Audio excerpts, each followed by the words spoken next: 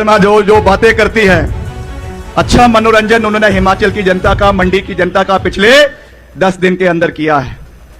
कभी कहती है आजादी पता नहीं कब मिली, देश का पहला प्रधानमंत्री कौन था, और हद तो तब हो गई जब भविष्यवाणी कर दी कि मोदी जी ने तीसरा वर्ल्ड वॉर रुकवा दिया।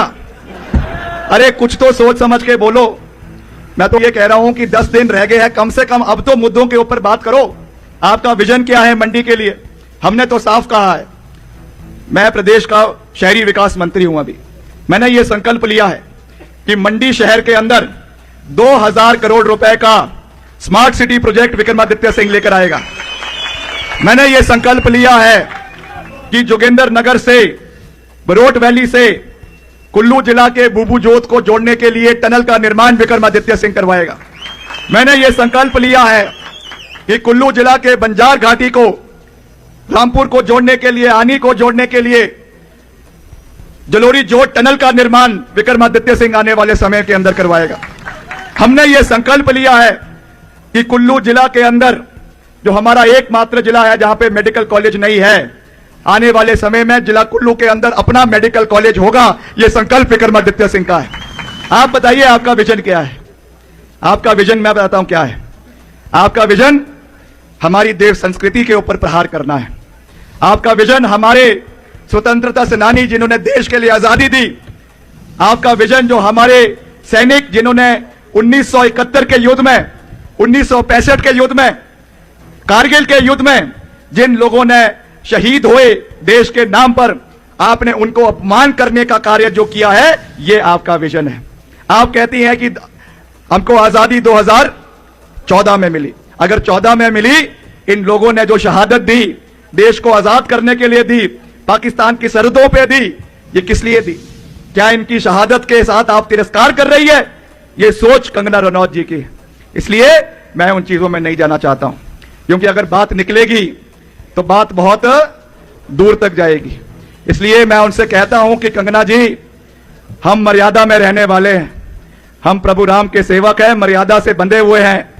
अगर हमारी मर्यादाओं का बांध टूट गया तो आपको बहुत महंगा पड़ेगा, बहुत महंगा पड़ेगा। इसलिए हम मर्यादाओं में रहकर ही इन चुनावों को लड़ेंगे, मर्यादाओं में रहकर की बात। मगर आपने जो मर्यादाओं को तोड़ने का काम हिमाचल के अंदर किया है, आज कांग्रेस के लोग तो ये चाहते ही हैं, मंडी के लोग तो ये चाहते ही हैं कि आप जल्द यहां से वापस मुंबई जाए। मगर आज भाजपा के लोग भी अंदर खाते ये प्रार्थना कर रहे हैं अपने देवी देवताओं से कि जल्द हमें ये मोहतरमा से छुट्टी मिले।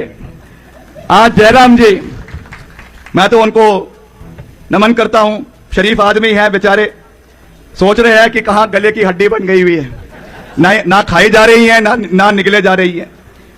आज जिस तरीके से उनका अपमान हो रहा है, मंडी जिला के अंदर अपमान हो रहा है, बतौर प्रत्याशी पूर्व मुख्यमंत्री भाजपा की गाड़ी में, प्रत्याशी की गाड़ी में नहीं बैठ सकते हैं, पीछे स्कॉट कर दूसरी गाड़ी में उनके पीछे पीछे पूरे लोकसभा में चले हुए।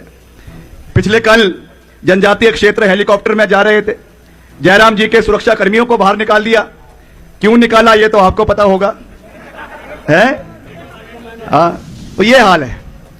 आज विधायक हमसे बात करते हैं, अब बाहर तो बड़ा दिखाते हैं कि हम बड़ा काम कर रहे हैं, रात को मुझे फोन करते हैं व्हाट्सएप के ऊपर, बड़ा दिक्कत है जी, बड़े परेशानी है, तंग करके रखा हुआ है इसने हमको, तो अपना जो है बंधा हुआ मजदूर समझती हैं। इस तरीके के हाल है, सच्ची बोल रहा हूं। आज भाजपा के लोग भी अंदर खाते ये चाहते हैं कि ये आफत वापस जो है मुंबई चली जाए। ये हाल है, हकीकत है। तो मैं आपको ये बात इसलिए कह रहा हूं क्योंकि जो एक दायरा रहना चाहिए राजनीति में, चुनाव में एक मर्यादा रहनी चाहिए। ठीक है, हमारा विरोध उनके साथ है, मगर मुद्दों के ऊपर बात होनी चाहिए, विजन के ऊपर बात होनी चाहिए।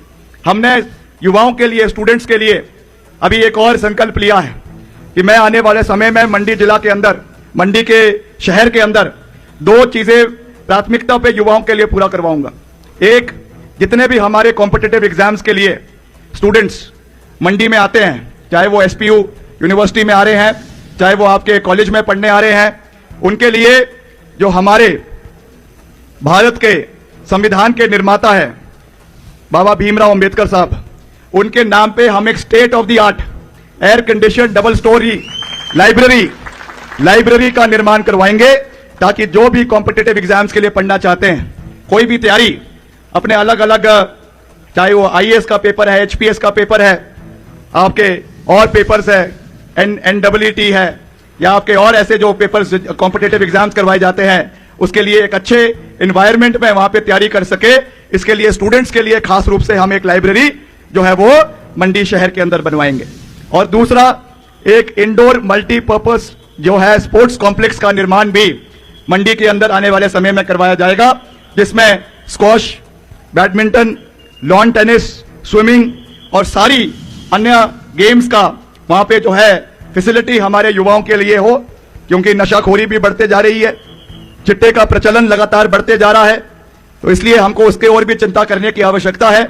इसलिए क्योंकि मंडी हमारा जिले का कैपिटल है, मुख्यालय है, और वहां पर ये दोनों फैसिलिटीज युवाओं के लिए होना, ये हमारी प्राथमिकता है, और इसको हमने अपने संकल्प पत्र में डाल दिया है। ये मैं आपको पूरा विश्वास दिलाना चाहता हूं।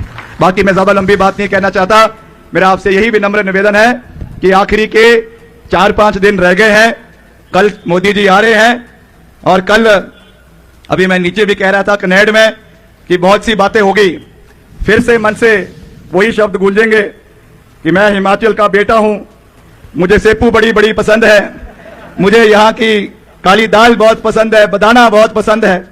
मगर मैंने तो ये कहा कि आदरणीय प्रधानमंत्री जी, अब समय आ गया है कि आपको मंडी के सेपू बड़ी का कर्ज उतारना पड़ेगा। आपने जो खास करके हमारे आपदा के दौरान एक ट्वीट भी आपने हिमाचल प्रदेश के आपदा प्रभावित क्षेत्रों के लिए नहीं करी, एक ट्वीट भी प्रधानमंत्री जी के ट्विटर हैंडल से हिमाचल प्रदेश के लिए नहीं आई, पैकेज नहीं आया, कोई सहयोग नहीं आया। कल आके बड़ी बड़ी बातें होंगी, बड़े बड़े चीजें की बातें होंगी, मगर अब हिमाचल की जनता जागरूक हो गई है, हर मुद्दे को जानती है, हर विषय को जानती है, और मिलकर हिमाचल प्रदेश के हितों का निर्माण, विकास हम आने वाले समय में करेंगे, ये आपको विश्वास दिलाता हूं। और अंत में एक बात और कहना चाहूंगा, अग्निवीर योजना जो आप जानते हैं कि भविष्य, युवाओं के भविष्य का खिलवाड़ करने की एक योजना मोदी सरकार लेकर आई थी। आदरणीय राहुल गांधी जी ने कहा है कि जब हमारी सरकार इंडिया गठबंधन की देश के अंदर बनेगी, हम अग्निवीर योजना को रोल बैक करेंगे और नए तरीके से इसको आने वाले समय में लागू किया जाएगा।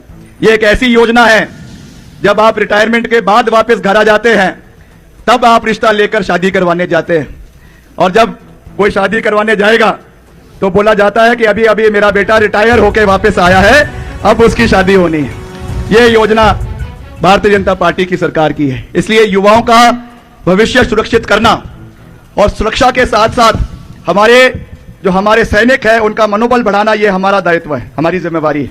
मैं आपको यह भी विश्वास दिलाना चाहता हूं कि हम आने वाले समय में इस विषय को प्राथमिकता पे उठाएंगे कि हिमाचल प्रदेश का भारतीय सेना के अंदर आने वाले समय में अलग रेजिमेंट रेस किया जाए, चाहे वो जैसे पहले JNK राइफल्स है, आपका कुमाऊं रेजिमेंट है, गोरखा राइफल्स है। अब समय आ गया है, क्योंकि सबसे ज्यादा शहादत, सबसे ज्यादा वीर जवान आज हिमाचल की धरती से, चाहे वो कांगड़ा है, चाहे मंडी है, चाहे सिरमौर है, चाहे हमीरपुर है, वो भारतीय सेना के अंदर अपनी सेवाएं दे रहे हैं। मैं इस विषय को पूरी प्राथमिकता से आने वाले समय में केंद्र सरकार के समक्ष, हमारे मिनिस्ट्री ऑफ डिफेंस के समक्ष उठाऊंगा, लोकसभा के अंदर उठाऊंगा कि हिमाचल की अलग रेजिमेंट आने वाले समय में भारतीय सेना के अंदर होनी चाहिए, हमारी एक अलग पहचान भारतीय सेना के अंदर होनी चाहिए। इन्हीं शब्दों के साथ मैं आप सबका एक बारी फिर से दिल की गहराइयों से बहुत बहुत धन्यवाद करता हूं, और हमारे बड़े भाई खास करके हमारे बीच में आए हैं श्रीनिवास जी, मैं इनका दिल की गहराइयों से बहुत बहुत धन्यवाद करता हूं। इन्होंने जो सेवा कांग्रेस पार्टी के लिए की है, युवा कांग्रेस के लिए करी है, और खास करके कोविड के समय में दिन रात दिल्ली के हर घर में ऑक्सीजन पहुंचाने का जो अभूतपूर्व कार्य इन्होंने किया है, इनको इसलिए जो है वो ऑक्सीजन मैन भी कहा जाता है। इसके लिए मैं इनको बहुत बहुत बधाई देना चाहूंगा, और आज ये विशेष रूप से हमको अपना सहयोग देने के लिए यहां पर आए हैं। मैं इनका भी दिल की गहराइयों से बहुत बहुत धन्यवाद करता हूं। जय हिंद, जय हिमाचल।